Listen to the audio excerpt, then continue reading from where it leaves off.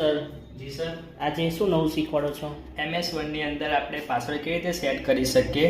તો સૌપ્રથમ પહેલાં ફાઇલમાં જાઓ, ઇન્ફોમાં જાઓ, પ્રોટેક્ટ ડોક્યુમેન્ટમાં જાઓ, એમાં એન્ક્રિપ્ટ વિથ પાસવર્ડ છે. તમે અહીંયા જે પાસવર્ડ આપવા માગો છો તે લખી દો, જેમ કે 1 2 3 4 5 and 6. ઓકે કરી દો. રીએન્ટર પાસવર્ડ 1 2 3 4 5 and 6 અને અહીંયાથી ઓકે કરી દો અને આ ફાઇલને સેવ કરી દો.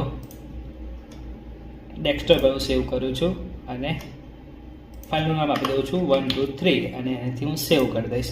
આ ફાઇલને ક્લોઝ કરી દઈએ આપણે. આપણી ફાઇલનું જે નામ આપ્યું છે તમે ઓપન એટલે તરત એનો પાસવર્ડ પૂછશે 1 2 3 4 5 6 એમ ઓકે કરી દો એટલે તમારી ફાઇલ ઓપન થઈ જશે.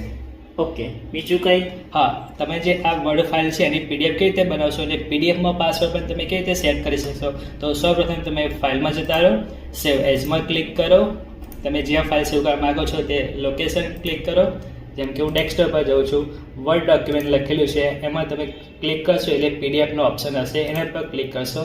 એની નીચે તમને આપેલું હશે ઓપ્શન, એમાં ક્લિક કરશો. એમાં તમને લાસ્ટમાં લખેલું છે encrypt the document with a password. Okay કરશો એટલે તમને પાસવર્ડ પૂછશે. જેમ કે અહીં આપી દઉં છું 1